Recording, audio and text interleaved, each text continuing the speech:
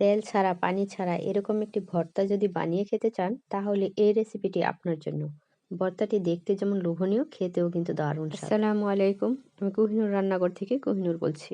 তো চলুন দেখা যাক কিভাবে সম্ভব। প্রথমে একটি মিক্সিং বোলে কিউব করে কাটা পাকা টমেটো নিয়ে নিচ্ছি 300 গ্রাম। তারপর পেঁয়াজ কুচি নিয়ে নিচ্ছি 3 টেবিল চামচ।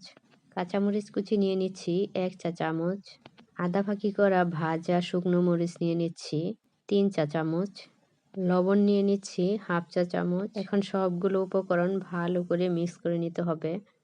আমি সবগুলো উপকরণ ভালো করে মিক্স করে নিচ্ছি। দেখতেই পাচ্ছেন এখানে আমি কোনো তেল বা পানি কোনোটাই ইউজ করিনি। মেশানো হয়ে গেলে একটি প্যানে টমেটোগুলো দিয়ে ঢাকনা দিয়ে ঢেকে চুলায় বসিয়ে 10 মিনিট লো হিটে রান্না করতে হবে।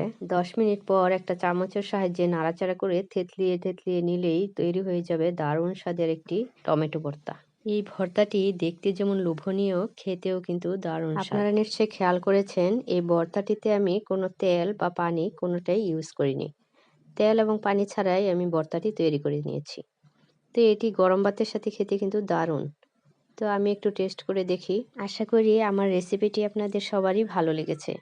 ভালো লেগে থাকলে আমাকে কমেন্ট করে জানাতে ভুলবেন না। এমন পুষ্টিকর এবং সুস্বাদু রেসিপি পেতে আমার পাশেই থাকুন। ঘুরে আসুন কোহিনুর রান্নাঘর থেকে। তো সবাই ভালো থাকবেন। আল্লাহ হাফেজ।